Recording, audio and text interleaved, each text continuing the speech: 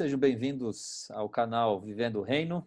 Hoje nós vamos juntos, mais uma vez, compartilhar um pouquinho mais do que estudamos nessa semana. O episódio de hoje é o 7, cujo título é Idioma, Texto e Contexto. A gente tem estudado juntos nesse trimestre, o título geral é Como Interpretar as Escrituras. É uma palavrinha difícil, às vezes dá uma travada aí, né? Mas a gente tem estudado a forma, né, de qual é a melhor maneira da gente interpretar esse texto, né, o texto da Bíblia, da Palavra de Deus, que é tão importante, né? E hoje com a gente, estamos aí com um time um pouco mais amplo, maior, tanto em número quanto em altura, né, Marcelo? Sabe aí, o Marcelo tem mais de 2 metros de altura, né? Ele vai precisar crescer um pouco menos quando for para o céu, né, para atingir a altura aí de Adão. Os outros aqui vão precisar crescer um pouquinho mais, né? Mas temos aí o pastor Marcelo Nascimento com a gente, temos aí o pastor Leandro Menezes e o Anderson Cordeiro aí, que sempre está junto com a gente também. E juntos vamos conversar um pouquinho sobre o que a gente aprendeu essa semana. Então, pastor Anderson, o início aí, né, sobre o tema que a gente estudou essa semana, aí, o que você gostaria de começar aí abordando para nós? Opa! Então, a gente tem visto aí com a questão de vários, né, temas atrás, a questão do idioma, né, e essa semana a gente esteve vendo um pouquinho aí do idioma, texto e contexto. Então, eu achei legal, né, pela questão de não haver só o desafio do texto em si, que você precisa traduzir, você precisa colocar no contexto, né, no significado de cada língua. Então, isso é um grande desafio. E, além disso, né, tem uma parte da lição que chamou a atenção, é que muitas vezes a palavra em si, ela tem vários significados, né? Ali veio trazendo um pouquinho da questão da palavra próprio Adão, que a gente pode ver que ela quer designar Adão, né, muitas vezes ali como pessoa, e muitas vezes, né, usa a palavra em si para a humanidade, né? Então a gente vê que existe todo esse desafio, e por isso que é tão importante nós levarmos em consideração, né, a questão do idioma, o texto, o contexto, para que possamos ter uma boa interpretação. Legal. E aí, pastor Marcelo, o que você achou aí de interessante aí também aí que quer compartilhar aí? Mas eu achei tem muita coisa, aliás, essa lição, esse trimestre inteiro tem muita coisa boa sobre a questão de interpretação de texto. E eu acho que, assim, não só a lição dessa semana, mas todo o propósito da lição do trimestre inteiro é como a gente chegar a um entendimento claro do texto bíblico, né? Então, eu fico pensando algumas vezes de algumas pessoas que estudam a Bíblia e fazem interpretações e tal, e quando eles vão estudar a Bíblia, o objetivo final é encontrar originalidade no texto, ou seja, muitos pregadores já pregaram, por exemplo, sobre o primeiro milagre de Jesus lá em Caná da Galileia. E já se escreveu livros, já se escreveu artigos, sermões a respeito disso, mas a pessoa às vezes vai com uma pressuposição para o texto e ela quer achar algo original que ninguém mais viu no texto, e esse é o objetivo final da pessoa ao interpretar, quando na realidade a interpretação de texto, ou a gente chama também de exegese, não é na realidade isso, encontrar originalidade, aquela pedra preciosa que ninguém mais viu e você foi o primeiro que encontrou, e você tem uma nuance diferente desse texto. Na realidade é você, e é o que a lição está trazendo para nós, a interpretação é você buscar o sentido original do autor para o seu ouvinte e o seu auditório original. E isso basicamente é a interpretação de texto. Dali a gente então retira as aplicações do que aquele texto para aquela época, como funcionou, como foi, como serviu, como é que serve para mim hoje, 2.000, 3.000 anos depois, 1.000 anos depois, enfim. Então, basicamente, a lição dessa semana de todo trimestre não é buscar incentivar a igreja, os irmãos, os membros, os amigos aí que estão assistindo, buscar estudar para encontrar algo original no texto, mas na realidade simplesmente buscar qual era o objetivo para aquela época, para o auditório daquela época, e aí finalmente tirar uma lição para a nossa vida. Então, para a introdução, pelo menos é uma ótica que eu consegui perceber assim na lição e nas lições que já vimos também, né? Legal. Pastor Leandro, Opa! suas considerações iniciais aí para... mesma linha de pensamento aí do pastor Marcelo, que eu achei interessante aqui na lição dessa semana, que foi dado uma das ênfases, é do texto dentro do seu contexto. Pegar a mensagem, analisar, ver o que o autor estava dizendo, como o pastor Marcelo falou, né, dentro daquela época, e o que nós podemos aplicar para o dia de hoje. Porque, às vezes, é muito fácil. Às vezes, nós pegarmos um texto e satisfazermos a vontade do que nós queremos, no nosso coração. Tipo, tenho algo na minha mente e eu preciso procurar um texto para defender o que eu estou pensando. Quando, na verdade, a minha preocupação não é entender qual tem que ser a minha vontade dentro do texto bíblico. E essa parte da lição que fala, né, do textos e contextos, nós vemos hoje isso muito comum. Né? O uso da Bíblia para uma defesa daquilo que é o nosso desejo. E, entre tantos exemplos, né, tem aquele tradicional exemplo lá da visão de Pedro, quando Pedro viu o lençol vindo do céu com os alimentos e Jesus mata e come os alimentos e ele se negando. Então a gente pode pegar só essa parte do texto para defender na questão dos alimentos, que é liberado tudo. Mas a visão não tinha esse propósito. O foco não era a alimentação. Então tem que olhar o contexto. Olha o texto anterior, olha depois, nós vemos que era sobre a pregação do evangelho para o povo gentil. Então acho que dentro dessa questão da interpretação, muito importante mesmo é ver o contexto, né, que o texto está inserido ali. Senão é muito fácil nós usarmos para poder argumentar em qualquer coisa que ela dizer no nosso coração. Legal. E até no começo aqui da lição começa pela parte aqui de compreensão das escrituras, né? Eu queria compartilhar algo que eu dei uma estudadinha desse texto de 2 Timóteo, capítulo 3, versos 16 e 17. É um texto muito conhecido da gente, usamos bastante, né?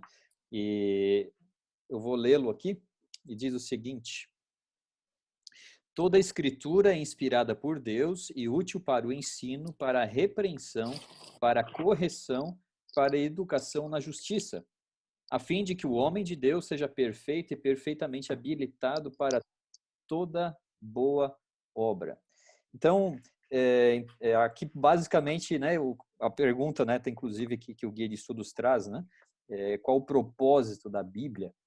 Então, basicamente aqui nós temos separado aqui, né, ensino, a gente pode, ensino como seria a parte do entendimento, né, ou seja, todo o ensino ele é transformador, tanto para o bem quanto para o mal. E a palavra de Deus, obviamente, a gente sabe que é uma transformação para o bem. Então, ela vai nos ensinando isso. Então, se a gente pudesse separar, então, no primeiro momento, então a palavra de Deus, a compreensão das Escrituras, é para nos ensinar algo.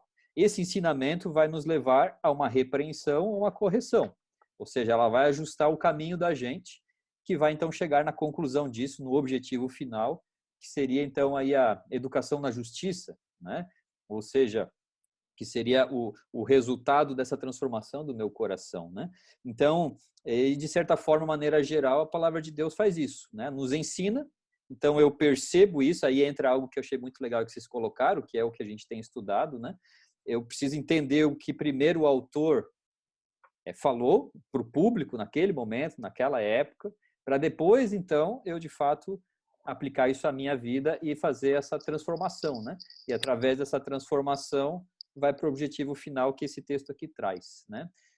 Pastor Marcelo, o que você quer comentar algo aí? Manda ver. O que me chama a atenção, falando um pouquinho, pegando um pouquinho da introdução ali da parte de sábado, um pouquinho dessa parte de domingo aí também, o texto que você leu ali fala do propósito, mas também cita a inspiração, né? Exato. A Bíblia foi inspirada. O que, claro que a gente já viu isso alguns sábados atrás, que a tradução exatamente para o nosso idioma não é uma palavra adequada, porque a própria palavra original, ela não quer dizer inspirar, mas quer dizer de dentro para fora, né? Expirar, né? Então, se a gente entende que essa expiração, ela sai de Deus, e isso até empresta um pouco da linguagem da criação, onde Deus sopra vida no nariz de Adão e Eva, e ele passa a ser alma vivente, as coisas foram criadas pelo sopro da sua boca, e aí pelo sopro da sua boca surge a palavra de Deus também. E o Espírito Santo, então, ao expirar a mensagem para que o profeta escreva, e claro, o processo de inspiração vem de Deus, mas daí o profeta, ele pega essa transmissão que ele recebe de Deus e incorpora o seu vocabulário, a sua experiência de vida e coloca no texto, daí a gente tem a produção da Bíblia. No final das contas, a gente imagina a Bíblia como se fosse, sei lá, deixa eu dar uma ilustração. O Google Tradutor, a gente que é bem conectado, às vezes tem muitos idiomas aí, é como se o profeta fosse o Google Tradutor lá, entendeu? Deus escreve uma mensagem que a gente não entende, de um idioma que a gente entende, é incompreensível. O profeta, então, com a sua experiência, com o seu idioma, ele traz e traduz isso para o auditório, e nós que estamos olhando, a gente entende claramente e tal. Então, basicamente, aí quando a gente vê nesse texto o propósito da Bíblia, a gente percebe que o propósito da Bíblia, uma vez que ela foi inspirada por Deus, é o propósito do próprio Deus, né? Então, na realidade, a Bíblia por si só, ela não tem valor. Parece até esquisito o que eu vou falar, mas a Bíblia sozinha não tem valor. A Bíblia só tem sentido porque Deus está numa ponta e a gente está na outra e a Bíblia está no meio. A Bíblia é o que transforma a palavra de Deus acessível para a gente, né? Então, nesse sentido, o propósito de ensino, de repreensão, de correção, não é em si o propósito da Bíblia, mas um propósito de Deus acima de tudo isso. Deus quer repreender a gente, Deus quer corrigir nossa vida na justiça e ensinar a gente também e tal. E como ele faz isso. Então, por isso que eu vejo que os objetivos que estão contidos nesse texto, eles, na realidade, explicam a própria inspiração em si também, né? Legal. Pastor Anderson. Opa, até pegando esse gancho aí também do Marcelo, do pastor Marcelo, e o próprio gancho ali que você fez um pouquinho antes, pastor Jorge, é muito interessante essa questão do propósito da Bíblia, né? Se nós olharmos o prisma a qual nós vivemos, vamos dizer assim, a gente sabe que entrou o pecado nesse mundo e o pecado ele desorganizou tudo que o Senhor tinha deixado de forma perfeita. E agora, então, a Bíblia ela vem exatamente para tornar o homem perfeito, para que ele possa, então, né, estar preparado para toda boa obra. E é interessante que isso é para elevar a natureza do homem, né, vamos dizer assim, contaminada, vamos dizer assim, caída, para uma natureza muito melhor. Claro que a perfeição aqui, o perfeito que se diz, não é o perfeito da nossa língua, que a gente olha a questão perfeito, é sem nenhuma, vamos dizer assim, aresta, nada para que possa melhorar e assim por diante. Mas a boa obra a qual nós vemos ali, se nós formos ao texto, até mesmo original, ele vai falar que seria uma boa obra e essa obra é uma excelência moral, né? E o perfeito é exatamente alguém que fica equipado e habilitado, né? Com os componentes, vamos dizer assim, necessários para que agora, desse momento em diante, você consiga, né? Fazer essa boa obra. E aí vem, então, a questão da obra, que é exatamente aquilo que agora você... é um trabalho, vamos dizer assim, no texto mesmo, que te diz que você agora é obrigado a fazer isso, um trabalho moral, né? Ou um trabalho legal, de certa forma. Então, isso começa a mexer com a gente, porque a gente olha para a Bíblia, a palavra de Deus diz que nós, enfim, não tanto querer quanto efetuar não vem de nós, mas vem do próprio Deus. E esse texto de 2 Timóteo 3, 16, 17, ele é fenomenal, porque ele agora começa a mostrar o que o Senhor quer fazer na nossa vida. Ele não quer que a gente continue a fazer as coisas que fazíamos antes, né? Que eram contra a vontade de Deus. Mas ele nos chama, e quando ele nos chama, ele não diz, agora se vira aí e continua a viver, né? Da forma que você acha melhor. Mas ele vai nos dar as ferramentas adequadas para estarmos vivendo a excelência moral de acordo com a vontade de Deus e não de acordo com a nossa vontade, né? Então, a Bíblia é que nos vai equipar com tudo isso. Então, o Senhor já nos deu o equipamento e as ferramentas necessárias para estarmos nesse processo da boa obra. O interessante que, né, vocês falando, estava pensando aqui, de certa forma, o ensino me ajuda a entender quem eu sou, aonde eu estou. Eu preciso entender isso, né? E quantas pessoas não sabem, né? Ficam perdidas nesse mundo, assim, não sabendo o propósito pelo qual existem, né? Então, eu sabendo pelas escrituras quem eu sou, que eu sou um filho de Deus, que eu sou um ser humano criado à imagem e semelhança de Deus, e onde eu estou, por que estou aqui nessa terra, né?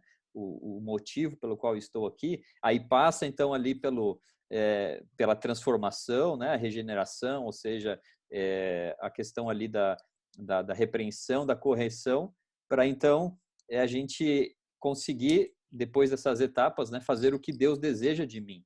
Agora, o que me chama a atenção nisso também, que aí eu faço um link para a importância da interpretação coerente a partir do pensamento do autor, que é Deus, né, e do escritor que Deus usou para escrever. Então, para eu entender de maneira correta quem eu sou e o que eu estou fazendo aqui, eu preciso entender a maneira, e aí é aquilo que vocês falaram um pouquinho antes, né? A gente encaixa aqui um pouco, entender o Deus que escreveu, né? Que como autor principal da palavra e a maneira como foi escrita a Bíblia, né? Porque se eu colocar as minhas ideias apenas, né? Da minha cabeça, enfiando goela abaixo, como se diz por aí, né? No texto bíblico, eu vou entender, eu vou ter uma visão distorcida de quem eu sou e do meu papel aqui também, né? E aí isso aí tem pano para manga para muitas coisas, né? Desde a maneira, o porquê que a gente vai, por exemplo, no culto, qual a importância do culto, do prédio da igreja, né? Há toda uma confusão nisso, qual é o meu papel na parte da missão. Estou só abrindo um parênteses aqui, né? Que dá para a gente encaixar nisso também. Eu me lembro do professor Jan Zukovsky, na Faculdade de Teologia, que a gente estudou uma matéria, agora vocês me lembram aí no 4º ano, que estudava várias religiões, você lembra o nome dessa matéria? Panorama. Panorama, né? E ele falava lá da ideia da macroteologia, né? Algo mais ou menos assim. Se você não entende a parte, os princípios macro de quem é Deus, todo o restante, né, dos princípios, da maneira que você interpretar a Bíblia, quem é Deus, as tuas práticas, elas vão ser todas distorcidas também, né? Então a gente tem que ir lá na base. A base é entender quem é Deus, que é o autor, né? E claro, como é que a gente faz isso? Né? Se a gente é nada, né? Perto de quem é Deus, né? Mas é através do texto bíblico, entendendo todo esse pessoal aí, né? Os autores que Deus usou, seres humanos, pecadores, por que eles escreveram da forma que eles escreveram, né? Então, enfim, a gente aí vai navegando aí, é muito legal, né? Isso aí, e como é importante a gente entender, né? O pastor Marcelo aí levantou a mão. Eu não sei se o Leandro tinha um comentário anterior ali também. Vai lá, Leandro. Depois eu falo.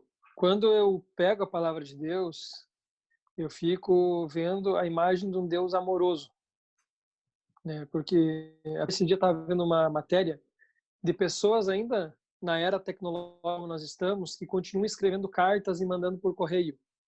E daí mostrou ali a pessoa com pilhas de cartas, e ela disse que a cada pouco tempo ela pegava, ela relia, porque ela sentia naquela carta as emoções da pessoa, sentia naquela carta a importância da mensagem que ela mandou para ela. E a Bíblia é a carta de Deus para nós. Com tudo que foi falado, né, na questão da inspiração, a questão da mensagem, que dá importância com a nossa, né, que nós somos, para onde vamos, a importância dessa mensagem que é de um Deus de amor. A humanidade se rebelou contra o seu Criador e Deus não abandonou a humanidade. Deus concedeu ali uma linguagem para que a humanidade pudesse entender o plano da redenção. Podemos dizer que Deus achou a sua linguagem ao nível da linguagem humana. Que com certeza nós não conhecemos bem como é que é a linguagem de Deus, mas deve ser uma linguagem muito mais refinada do que a linguagem que nós temos. É como nós, quando queremos comunicar uma história para uma criança, para um adolescente, para um jovem, nós falamos na linguagem deles, numa forma diferente. E Deus, ele, digamos assim, Deus se rebaixou, né, desceu ao nível da língua humana, trazendo a sua mensagem para que nós venhamos entender o plano do seu amor por nós. Vai lá, Marcelo. Complementando ali o que vocês têm falado, o texto de 2 Timóteo que fala dos propósitos da Bíblia, claro que existem outros mais textos na Bíblia que falam sobre o próprio propósito da Escritura. Se é que a gente pode, de maneira bem simples, resumir tudo o que é a Bíblia e para que ela serve, a gente, pelo menos, eu encontrei três motivos pelos quais a gente pode resumir a Bíblia. Primeiro, ela testemunha das obras de Deus na história, desde a criação até hoje. É um testemunho das obras de Deus interferindo aqui nas coisas humanas, né? Segundo, revela o caminho da salvação, que eu acho que talvez seja o ponto mais importante da Bíblia, né? Inclusive lá no livro de João, capítulo 5, verso 39, que fala: examinais as escrituras, porque julgais ter nelas a vida eterna. É o propósito da Bíblia, trazer salvação, revelar isso. E o terceiro, instruir a gente de como a gente tem que viver. Muita gente não dá bola, mesmo na igreja, e não dá importância ao estudo da Bíblia, à compreensão correta da Bíblia e ao viver os princípios bíblicos. Se vocês me permitem, tem um texto no livro de Deuteronômio, capítulo 32, versos 46 e 47, que a própria lição traz também, que Moisés, depois de terminar o seu último livro, no caso ali, Deuteronômio, então toda a escritura, ele está já vendo a terra prometida, mas já foi dito por Deus que ele não ia entrar e nem gozar dos benefícios dessa terra, ele morreria, enfim. Ele termina de escrever seu livro e no verso 46 e 47 ele diz assim: aplicai o coração a todas as palavras que hoje eu testifico entre vocês, para que ordeneis a vossos filhos que cuidem de cumprir todas as palavras desta lei, que aliás a palavra lei aqui é Torá. Depois do verso 47, porque esta palavra não é para vós outro coisa vã, antes é a vossa vida, e por esta mesma palavra prolongareis os dias na terra a qual passando o Jordão ides para possuir. Ou seja, o que a gente pode chegar à conclusão aqui? De que as palavras desta lei que ele está falando aqui, que no caso é a Torá, todo o Pentateuco, não havia outra Bíblia naquela época, era o tempo de Moisés, então era só a Torá mesmo, mas a gente pode aplicar esse mesmo texto para frente, porque mais tarde Timóteo vai dizer que Paulo vai dizer que toda a Bíblia é inspirada, né? Inclusive a Torá e todo o resto, só que esse todo o resto não tinha na época de Moisés.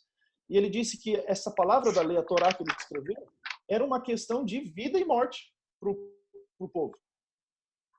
Então vocês sigam o que está escrito aqui, porque vai terminar em vida. Se vocês não seguirem isso aqui, é morte. E é isso que talvez hoje a gente precisa continuar a enfatizar para a igreja, para os irmãos e para as pessoas.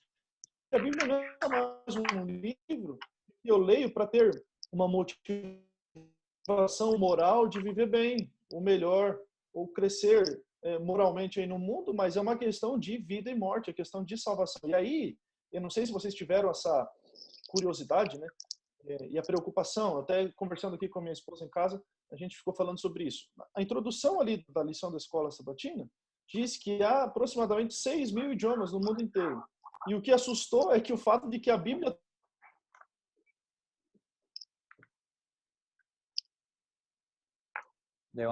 Travou aí, não estamos mais ouvindo o Marcelo? Daqui a pouco ele volta aí. Fala, Anderson, queria...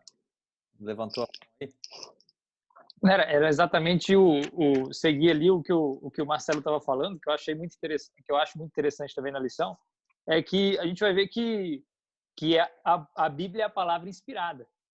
E a gente às vezes leva isso de uma forma equivocada, né? Por ser inspirada, eu leio ali e ali terminou e acabou. Mas só que esse processo de inspiração, ele não vai limitar o nosso contato e o nosso relacionamento com a palavra de Deus, para que ela possa moldar, e até mesmo muitas vezes quando nós lemos, não eu digo uma interpretação aberta, mas a interpretação real, a forma que eu vou entender o texto e que a outra pessoa vai entender, elas são diferentes. Eu não digo diferentes de conclusões diferentes, mas vai mexer na minha vida de uma forma diferente, né? Assim como de outras pessoas. E é interessante que é uma promessa de Cristo Jesus. Ele inspirou os profetas e depois disse que ele iria vir, morrer, e quando ele ressuscitasse, subisse aos céus, enviaria o Espírito Santo para nos iluminar em toda a verdade. Então, quando nós estamos vindo à palavra de Deus e tendo esse contato, nós estamos sendo iluminados para entender qual é a maravilhosa vontade de Deus. Então, em outras palavras, por mais que a Bíblia é inspirada, né, ela sempre nos trará verdades maravilhosas. Ela não vai se limitar. Não é um livro que vai, vamos dizer assim, ser limitado. Mas a cada momento a gente vai ter a iluminação do Espírito Santo e verdades novas começam a ser reveladas na nossa mente, no nosso coração, e a gente começa a viver isso também. Então, isso eu acho também espetacular. O conhecimento da verdade da palavra é progressiva, né? Na vida de cada um, né? Na caminhada que nós temos, né? Marcelo, você quer concluir aí que travou tudo? Me desculpe. Na verdade, te baniram, viu, Marcelo? Oi? Na verdade, te baniram aqui, tá? Pois é. Não, sem problema. A internet está um pouco ruim aqui. Onde é que foi que cortou aí? Nas 6.000 línguas. Não, era só para resumir aqui. A questão de que o próprio livro de Deuteronômio ali, Moisés dá essa ênfase de que a palavra que ele escreveu, inspirado por Deus, era uma questão de vida e morte, né? Então, o que me preocupou foi o fato justamente de ter muitas pessoas ainda que não têm acesso à Bíblia. E aí, como é que eles vão encarar algo de vida e morte se nem eles sabem disso, né? E nós temos um papel importante no mundo, visto que, profeticamente, o que vai fazer o sinal de voltar é a pregação do evangelho em todo mundo. E a lição diz que tem 1,5 bilhão ainda de pessoas que não têm acesso à Bíblia nem no idioma que eles falam, né? E é isso que então me chocou um pouquinho, e que me faz pensar o papel ainda que a gente tem ainda de continuar divulgando a Bíblia, falando da Bíblia, para que Jesus volte, né? É uma questão de vida e morte. Exatamente, exatamente. Agora indo para outra parte, né? O tempo, você vê, praticamente isso aqui deve fazer a introdução, né? Verdade. Muita coisa legal para escrever, para falar, e inclusive a lição vem trazendo sobre palavras. Qual a importância aí para, né? Responde aí quem, o Leandro já levantou a mão aí, nem fiz a pergunta. Mas já vai responder aí, ó. Não, mas enfim, eu só vou jogar, na verdade, aí, se quiser ir pra gente, para mim, né? Com relação aí às palavras. Até que ponto a gente, o que vocês acham importante, de fato, a gente estudar as palavras, o seu significado? Porque originalmente o Antigo Testamento foi escrito, né, no hebraico, algumas palavras, alguns textos no aramaico, e o Novo Testamento no grego. E, obviamente, nem todos têm conhecimento em estudar esses idiomas, né? Nós temos o português, que é a nossa língua aqui, e várias traduções aí da Bíblia em português. Então, é necessário, o que vocês acham aí? Qual a importância disso, da gente entender ou aprofundar, às vezes, na questão da palavra? O Leandro quer falar, Leandro? Sim, sim. Puxando o fio ainda do que o pastor Marcelo estava falando sobre as 6.000 línguas ali que são faladas entre bilhões de habitantes no mundo, né? E só 600 idiomas, em 600 idiomas temos a tradução. E que esse trabalho todo começou ali de tradução inspirado lá pela fé de Lutero, né? Quando ele lutou, batalhou, fez a tradução para o alemão ali tradicional para o povo ter acesso também. E aí começou todo o trabalho com traduções, com imprensa. Tem uma história muito linda também da Mary Jones, que foi a que inspirou aí a fundação das Sociedades Bíblicas, que deu ainda mais produção de Bíblias para o mundo. E toda essa história aí já faz mais de 500 anos desde Lutero, e ainda não temos traduções para o mundo inteiro, né? Tradução ali do hebraico, do grego, e eu acho lindo. Eu acho lindo essas duas línguas, o hebraico e o grego. Na faculdade a gente teve o privilégio de estudar essas línguas, que o significado das palavras são muito mais amplos do que nós hoje temos no português, né? Até na lição vem falando aqui sobre a palavra misericórdia, que xer, não sei se é direito a pronúncia, né? Mas que tem muito mais significado que simplesmente misericórdia. Tem uma outra palavrinha que eu gosto muito do estudo dessa palavra, não está na lição, mas que é o Paráclitos, que fala sobre o Consolador, lá em João capítulo 14, verso 16, 17, que Jesus promete enviar o outro Consolador. Na nossa língua portuguesa, a gente traduziu como Consolador, mas essa palavrinha Paráclitos não quer dizer só Consolador. Quando Jesus estava prometendo ali o Paráclitos, era o consolador, era o guia, o professor, era aquele que ia repreender, aquele que ia aconselhar, aquele que ia animar. Então, era muito mais do que apenas consolar. Então, isso que eu acho lindo quando nós estudamos, não precisamos ter um conhecimento aprofundado no hebraico e no grego, mas quando pegamos um dicionário, pegamos uma concordância, pegamos outros materiais ali que auxiliam, traz o significado das palavras, amplia muito mais o conhecimento, a interpretação e a profundidade no texto bíblico. Quando a gente, por exemplo, desse que eu falei do exemplo do Paráclitos, né? A gente vê aqui que o papel do Espírito Santo é muito, muito maior do que simplesmente o consolador que está na nossa linguagem do português. Então a gente entende o papel amplo do Espírito Santo, assim como outras palavras também falando aqui sobre o Shalom, né, que nós traduzimos por paz, mas que quer dizer também que é uma plenitude, inteireza e bem-estar. Então não é só simplesmente uma paz, mas é uma plenitude de paz, uma plenitude de bem-estar. Não é uma paz passageira.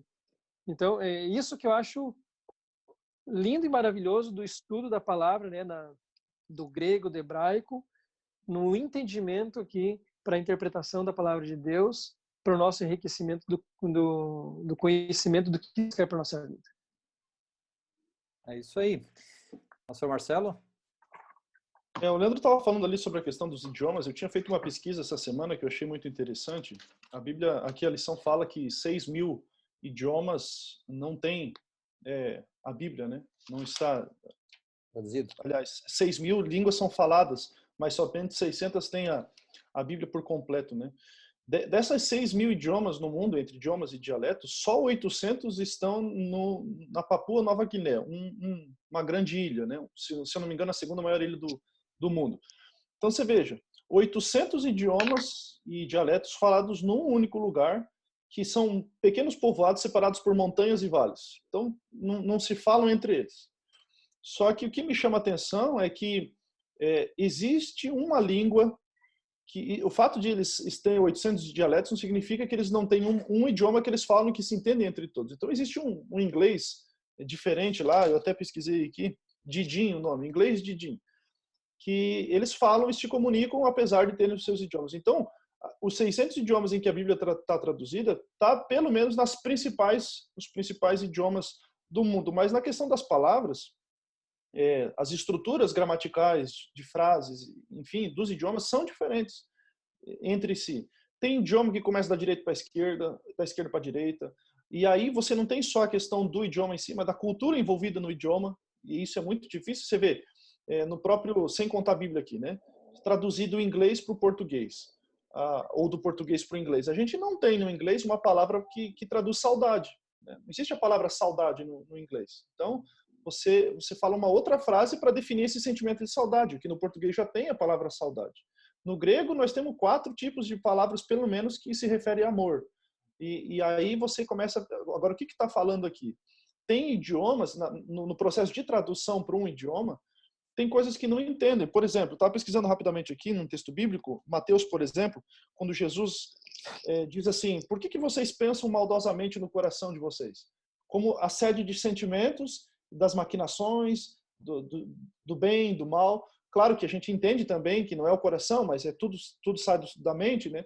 Mas a gente, no nosso contexto, a gente diz coração, mas tem lugares e culturas que, se você pegar o texto da Bíblia e falar assim, olha, o que vocês pensam mal no coração de vocês, não vai fazer sentido, porque para muitos povos o sede dos sentimentos é o estômago. Quando dá aquela dor no estômago, frio no estômago e tal, é ali que sente o sentimento deles. Nesse órgão eles representam.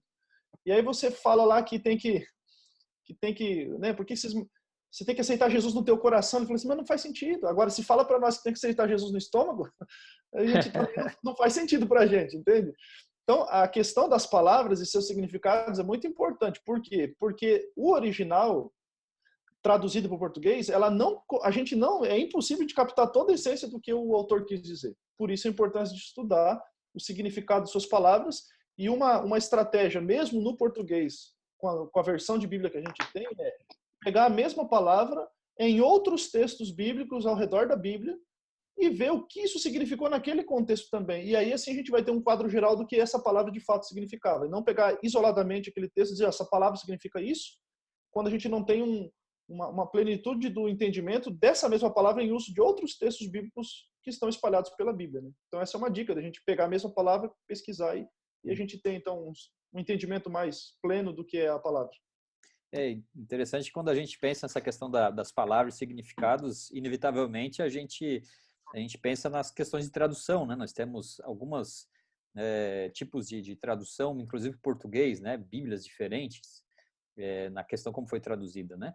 Mas o ponto central nisso, assim, que eu vejo, né? Muitos casos, quando a gente lê a tradução, de certa forma, a gente também está lendo o pensamento do tradutor. Eu já tive, antes de fazer teologia, eu trabalhei um pouco como tradutor, traduzi alguns materiais para algumas empresas e tal, né? E é algo muito complexo, sabe? Você precisa, de fato, meio que tem que colocar a tua mente ali também, entende? Vai todo o pacote junto na hora de traduzir também. Então, isso não quer dizer de que a Bíblia ela não possa ser compreendida, né, nos idiomas traduzidos, como português, né? Claro que sim. A gente sabe aí que a mensagem da salvação é algo simples. Qualquer pessoa pode entender a mensagem de salvação, né? Em qualquer idioma. Isso é muito claro. Agora, eu gostaria de fazer uma comparação, né, que talvez a gente pode estar se perguntando, bom, então se o que a gente precisa para entender a salvação é simples, por que então eu vou ficar, né, estudando grego, hebraico? Por que eu vou entender contexto, texto, né, e todas essas coisas, né? Eu gostaria de fazer uma ilustração, né, que eu estava pensando aqui de uma maneira bem simples. Imagine que você esteja aí da janela da sua casa, você consegue enxergar assim, uma floresta bem bonita assim ao longe, né? Então, quando você está enxergando essa floresta, você crê que ela existe, que você está vendo ali. Simples, é o básico, você vê ela. De certa forma, a floresta é como se fosse ali a salvação. Você, né, fazendo essa metáfora, né? Então, você está ali vendo. Mas aí quando você pega assim, poxa, mas eu quero fazer um passeio, eu quero entrar lá, né, nessa floresta. Aí você se prepara, você vai pegar uma mochila, você vai pegar, vai levar água, você vai levar talvez aí uma faca, um facão, você vai levar uma capa de chuva, bota, enfim, equipamentos. Aí você começa a entrar nessa floresta, aí você começa a olhar, nossa, olha esse tipo de árvore, olha essa pedra, aí naquela pedra você percebe que ela tem algo diferente, você começa ali a cavar, né, escavando, daqui a pouco você precisa buscar mais materiais, que você não consegue mais escavar tanto, e vai indo, e é que nem as pedras preciosas, né? Quanto mais fundo você escava, mais pedras preciosas você encontra. Então, nessa ilustração, de certa forma, é assim, né? Você pode pegar a Bíblia de maneira muito simples e entender ali a salvação, né? Mas se você quer entender, se aprofundar mais, né? Você vai precisar de ferramentas. E aí vai para um outro ponto importante que alguém de vocês aí citou, né? Da gente usar dicionário bíblico, da gente aí entra a questão de estudar a questão da hermenêutica, né? Que é o contexto e tal, o que o texto está dizendo. Enfim, a gente se aprofundar, né? E eu lembro de uma frase que eu li outro dia, não lembro exatamente onde, do pastor Pedro Apolinário, que ele dizia assim, né? Ler a Bíblia em qualquer tradução que seja é como ver um belo filme preto e branco, né? E de uma maneira assim simples. Mas quando a gente lê a Bíblia na sua linguagem original, quando a gente cava mais, quando a gente vai buscar o contexto, o texto vai ali, é como a gente ouvisse esse mesmo filme, essa mesma história tão bela quanto, só que a cores, não preto e branco, né? Então, achei bem interessante isso. Então, de fato, é algo bem complexo e bem importante, né, da gente se aprofundar, né? Pastor Anderson, quer contribuir também nessa parte? Opa, na verdade, enquanto o Marcelo e o Leandro estavam comentando ali da questão das traduções de línguas e tudo mais, e o Marcelo comentou, né, algo interessante que a Bíblia ela nos serve muitas vezes para nos alertar de muitas coisas do que nós precisamos mudar ou viver. É claro que a gente leva em consideração a questão do tempo de ignorância que a própria palavra de Deus diz, mas enquanto eles estavam falando, minha mente viajou aqui lá para meus primeiros 2 anos de teologia que eu fiz na Bolívia, e lá a gente fazia a prática ali no final de semana, enfim. E eu lembro que depois do culto, na verdade, eu chegava cedo na igreja, né? A gente tem o costume de sempre estar ali às 9 horas, e eles sempre chegavam ali perto do meio-dia, e eu, nossa, e eu ficava. E aí entra outra coisa que a gente muitas vezes quer fazer com que as pessoas se moldem ao nosso pensamento, né? E a gente nunca consegue, muitas vezes, fazer isso de forma harmoniosa. E ali eu fui entendendo a grande questão de como que funciona a missão e de como que a palavra de Deus consegue alcançar as pessoas. Mas, enfim, para não me alongar muito, eu lembro que depois ali do culto, a gente almoçou e aí fomos visitar uma senhora. E aí a irmã foi junto comigo porque ela não falava espanhol, ela só entendia o quechua e o aimara, que é os dialetos ali. E eu lembro que a gente foi conversando, eu não entendia nada do que elas estavam falando ali, e eu falei, mano, a senhora vai traduzindo o que ela diz, né, para eu poder entender o que está acontecendo. Mas aí ela foi seguindo, e do nada aquela senhora começou a chorar, e eu não estava entendendo mais nada. E aí eu tive que interromper a conversa, eu falei, mano, o que está acontecendo? E aquela senhora chorava de forma copiosa, porque na mente dela, ela dizia que ela não podia orar, porque Deus não entendia o quechua ou aimara, só entendia o espanhol. Então, ali eu tive a oportunidade de abrir a Bíblia, né, e falando, e a irmã traduzindo para ela, para que ela entendesse que o Senhor é o Criador de todas as coisas e que Ele entende qualquer idioma, né? E ali ela aliviou e ela fez uma pergunta: é verdade? É sério que eu posso orar na minha língua? Porque eu não sei o espanhol e Deus vai me entender? Então, para mim, isso é espetacular. E eu creio que cada um de nós temos um grande privilégio quando nós temos a Bíblia em nossas mãos e entendemos, né, o que nós estamos lendo e vemos o quanto que a gente precisa colocar o que nós sabemos em prática de forma de missão para que outras pessoas que muitas vezes estão presas aos seus pensamentos e às vezes são coisas tão simples, elas possam continuar a viver com alegria e com não só de uma alegria comum, mas com a alegria do evangelho, né, da salvação na vida delas. Que legal isso aí, hein?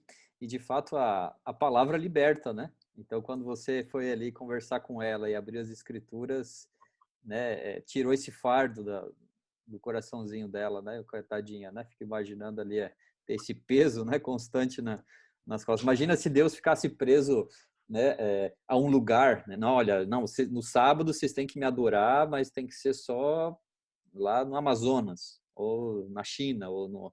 Imagina que não é, né, ia ter um problema, não, só em tal idioma Deus vai, mas não é assim, né? Que bom que não é assim.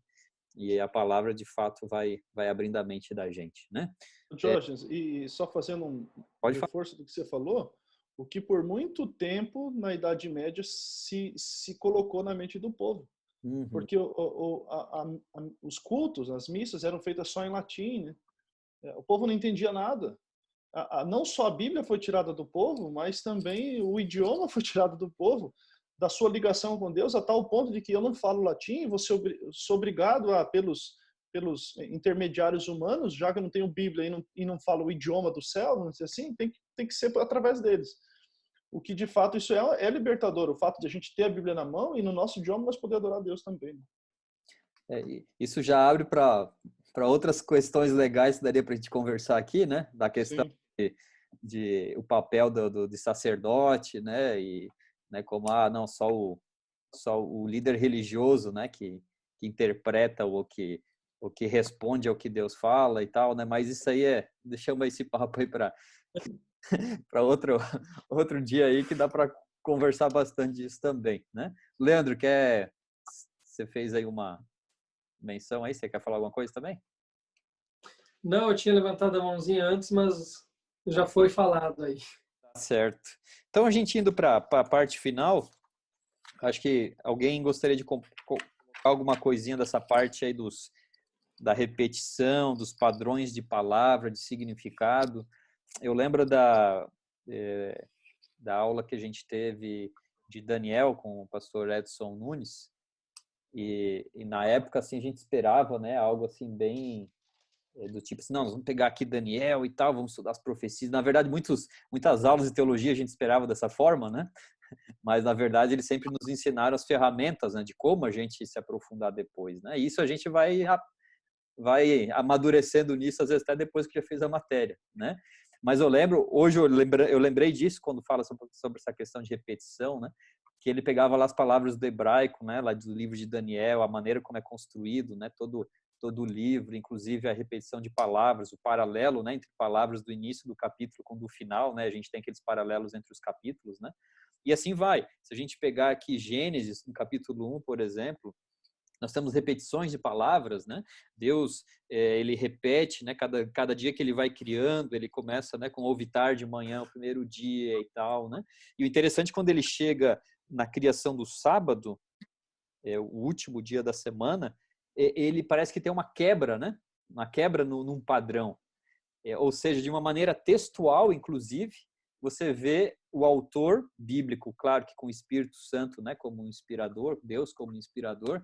Até ali a gente vê uma questão da maneira como foi escrito, o sábado como já algo diferente dos demais dias da semana. Só na questão literária. Você não precisa nem entrar no mérito se você só analisar a parte literária, você já tem essa percepção. Achei bem interessante isso, né? Marcelo?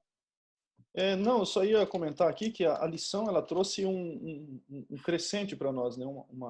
uma ótica crescente aqui. Falando da importância da compreensão das palavras, aí começa com as palavras. Vamos dizer assim, a primeira porção que a gente começa, né?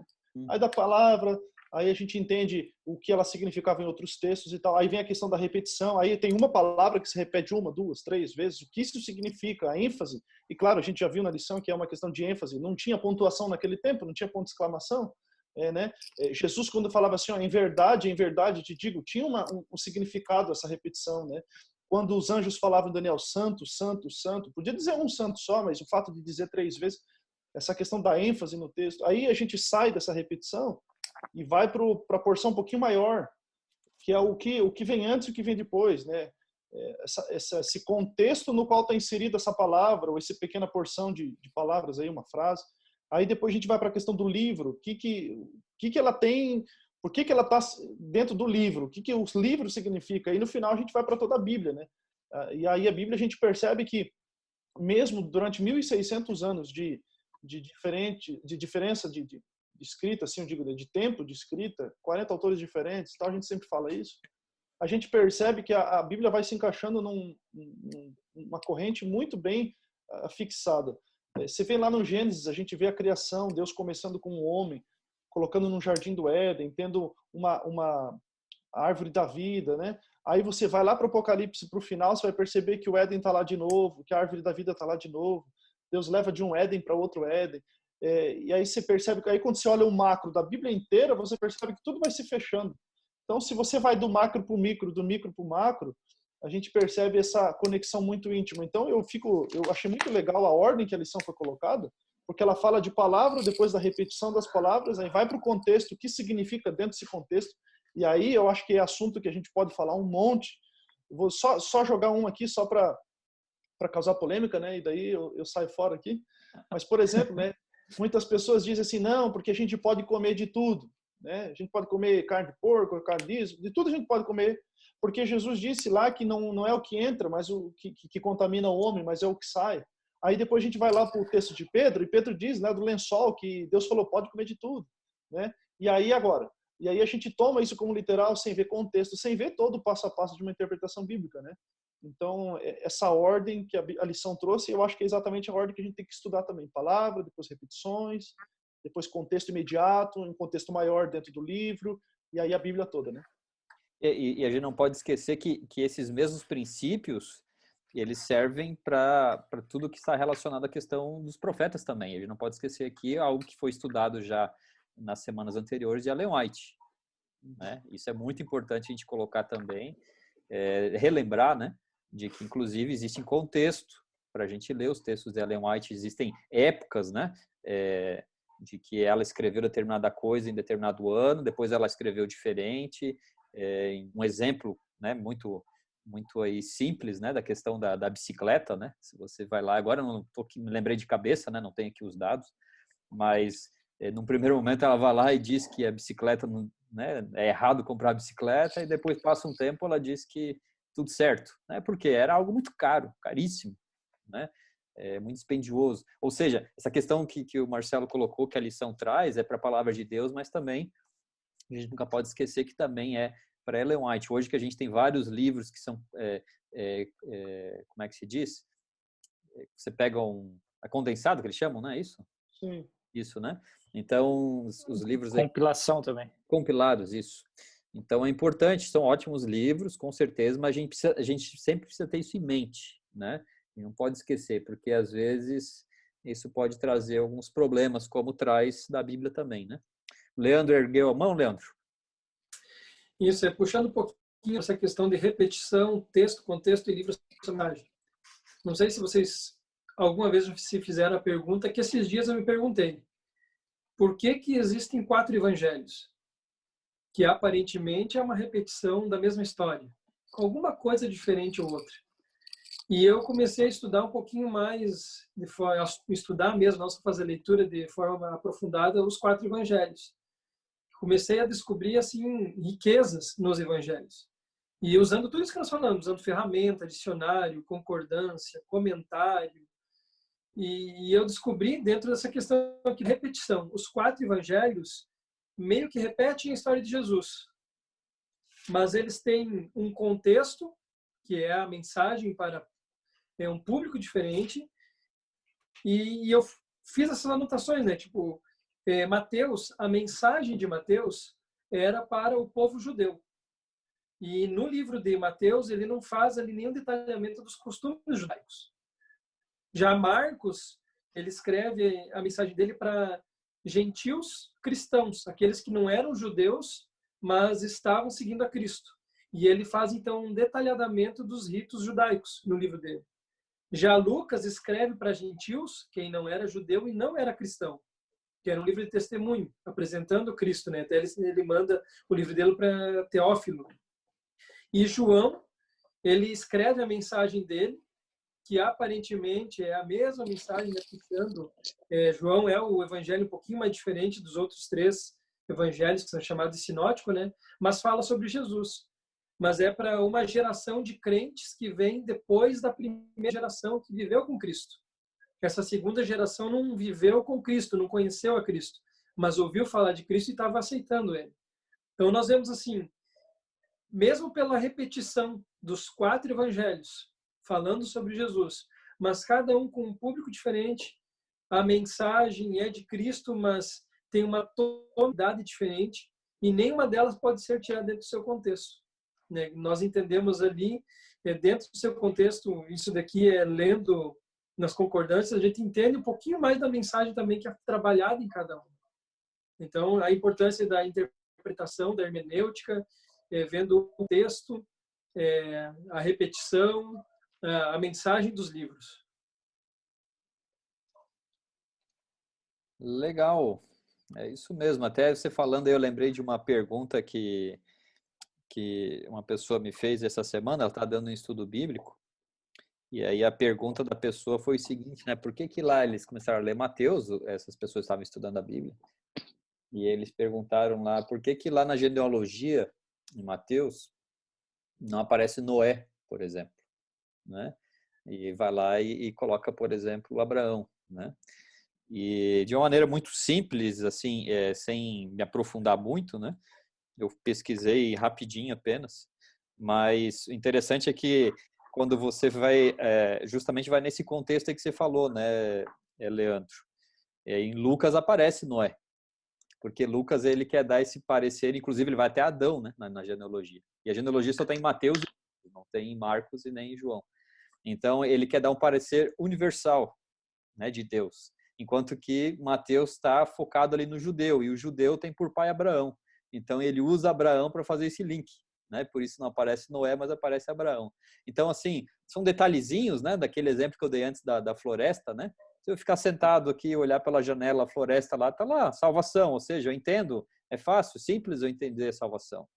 Mas se eu quero entender a riqueza, né? Por isso que fica aqui o apelo sempre a todos nós, né? Se a gente quer de fato extrair riqueza do que Deus revelou para nós, a gente precisa cavar, né? Cada vez mais. E isso vai abrindo, vai abrindo, vai abrindo. Né? Outro dia até, Anderson, se você quiser fazer um link com isso também, você me ligou e estava conversando. Cara, comecei aqui, estava estudando a lição de manhã, quando eu vi, né? Você mencionou comigo, quando eu vi, estava no final da manhã e fui levando um texto para o outro, para outro, para outro e tal. Quando eu, né? Se quiser falar um pouquinho mais sobre isso aí, depois o Leandro também quer falar. Então, e de fato é assim, né? Se a gente para, né? Se desliga um pouco de outras coisas e usa essas ferramentas, é maravilhoso, né? Como a gente consegue extrair coisa legal, bonita e de curiosidade. Isso vai aguçando a gente, né? Não sei se o Anderson quer falar, ou o Leandro? É verdade. Esse dia mesmo, eu acho que eu comecei ali pesquisando, não me lembro se era Mateus, alguma frase, depois estava em Gênesis, daqui a pouco estava em Apocalipse, e vários paralelos de textos. Então, a Bíblia, né, consegue fazer a gente enxergar muita coisa. E até essa semana também, outro texto que eu fiquei um tempão aqui, o Leandro falou um pouquinho, foi da palavra Shalom, né? E eu achei muito bonito ali a parte de Isaías, capítulo 9, verso 6, que eu falei, mas Shalom e tal. E uma das relações, Shalom tem relação, seria a palavra ali, né, que seria viver em harmonia com Deus, com liberdade de litígio, ou seja, liberdade de processo judicial, né? Então, esses seriam os benefícios que Jesus traria para a gente. Eu nunca tinha parado para pensar que a palavra Shalom, talvez nesse processo, queria dizer isso, né? Então, esse dia eu já deixei ali tudo linkado, marcado, guardadinho, para depois dar continuidade nesses estudos também. Mas isso é o que o Marcelo falou, essa lição, ela tem feito a gente, quem sabe, né, abrir aí a mente para muitas pesquisas também. Eu só quero compartilhar, Jorge, um pouquinho mais do estudo que eu comecei fazendo de Mateus, né, para dar ênfase nessa questão da importância de usar ferramentas dentro para a interpretação. E como falei, né, dos 4 evangelhos, a repetição da história de Cristo. Só que cada um começa o livro apresentando Jesus de uma forma diferente. Né? Que nós falamos, Mateus foi para o público judeu. E o que o judeu esperava? Esperava a vinda do Messias, do Cristo. Por isso, então, que Mateus começa. Livro da genealogia de Jesus Cristo, que é Messias, né, o ungido, filho de Davi, filho de Abraão, que era da linhagem de quem esperava o Messias. Aí Marcos começa falando sobre o princípio do evangelho de Jesus Cristo, filho de Deus. Marcos apresenta que, então, Jesus como filho de Deus, também é aquele prometido para vir ser o Salvador. Lucas, ele vem aqui dentro do seu contexto do capítulo 1, também apresentando Jesus como vindo de forma miraculosa e sendo Salvador. E João já dá ênfase na divindade de Cristo, como o Criador de tudo e aquele que veio, né, no seu grandioso amor à Terra. Então é algo assim fantástico, quando nós pegamos a palavra de Deus e, como nós falamos lá no princípio, vamos para a palavra de Deus sem um pré-pensamento, um preconceito formado, né? Não, eu quero ir para encontrar isso que eu quero. Nós vamos para ver o que Deus falou para nós, dentro desse contexto da obra da redenção. Mas vendo tudo dentro do seu contexto, entendendo a mensagem que o autor falou, que o autor queria transmitir naquela época, para nós hoje, e que é alguns até dizem, né, que a palavra de Deus é um livro tão antigo, tão antiquado, mas quando nós vamos para a sua mensagem, é uma mensagem tão atual como se o jornal ainda fosse lançado amanhã.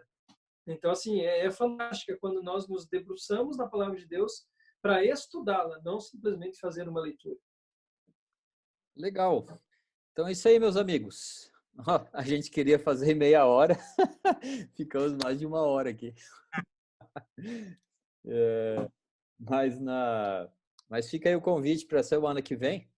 A gente vai falar sobre Gênesis. Olha, estava folheando aqui. Rapaz, precisa de tarde inteira, hein, se fosse para a gente sair, ó, sábado, criação, casamento, rapaz, dá para fazer uma lição tema desse. Mas que legal a gente poder compartilhar juntos, aprender juntos sobre a palavra de Deus, que vai crescendo, né? Todos estamos, eu sempre digo que a gente está numa caminhada, né? Cristo é o caminho, ele nos aponta a direção e a gente vai junto, vai aprendendo. Então, eu me lembro de uma ilustração, não sei se vocês vão lembrar aí, se tiver aula com o pastor Emilson também, bem no comecinho. Apresenta né, tem lá o quadro branco, aí ele faz um pontinho preto, assim, bem pequenininho no quadro. Ele diz, ó, esse pontinho preto aqui é o conhecimento de um teólogo. O quadro branco é Deus. E vocês que estão aprendendo, tá aqui, ó, nem aparece ainda. Teólogo doutor, enfim, né? Ou seja, assim, é claro, mas ali simples, né? Mas da imensidão do conhecimento, do que Deus permitiu. E isso que o que ele revelou para nós é um copinho de areia do mar perto da imensidão do mar, né? Isso que ele revelou para nós. E se a gente conseguir, pelo menos, ter, sei lá, né, 0,1% de um grão de areia desse copo, a gente já vai aprender muita coisa sobre Deus. Isso é muito maravilhoso. Alguém gostaria de mais alguma palavra final aí para a gente fechar? Eu queria dar um comentário apenas de algo que a gente já estudou nas outras lições, mas assim, você se debruçar no texto bíblico para estudar, talvez no começo vai ser um pouco mais difícil, você não tem ferramentas, vai ter que comprar um livro, buscar na internet e tal. Claro, mas assim, esse esforço é recompensador porque você vai aprendendo muitas coisas e você às vezes descobre coisas, nossa, que fantástico essa nuance do texto e tal, enfim. mas o fim de tudo, da interpretação, não é a interpretação, é o viver aquilo, entende? Então, eu acho que mais difícil do que interpretar, eu acho mais difícil é viver. Então, meu recadinho aqui para quem está assistindo a gente é que a interpretação bíblica, mesmo adequada, com as ferramentas adequadas, é me levar a viver aquela experiência do que o texto está me falando, para eu ser diferente, ser melhor, ser transformado, então encontrar salvação e estar seguro em Jesus de que quando ele voltar, estarei indo com ele. Tem muita gente que se encanta com o texto bíblico, mas não é transformado pelo texto bíblico. O final da interpretação é a nossa transformação. Então, meu recadinho é que a gente tem que se encantar pela interpretação, mas viver a experiência de viver o que o texto bíblico diz, porque assim é que os textos vai fazer sentido para mim. Muito bom. É a vivência do evangelho, né? Eu até lembrei de uma frase, eu não sei exatamente de quem que falou isso, mas diz mais ou menos assim, né? Aquilo que a gente faz é determinado pelas crenças que temos, seja isso até num contexto geral das coisas, né? As crenças que nós temos são determinadas pelas leituras, pelas coisas que a gente vê e lê.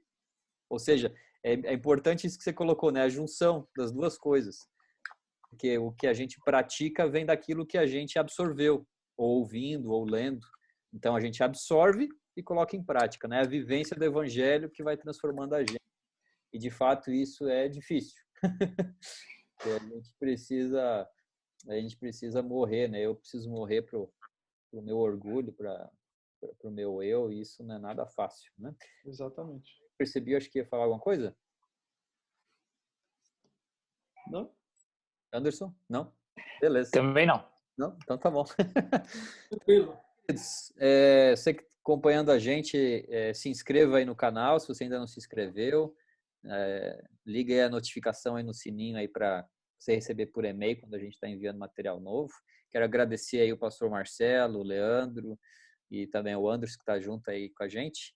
E para a gente seguir junto nessa caminhada então, tá certo? Deus abençoe a todos. Um abraço. Até mais. Valeu. Valeu.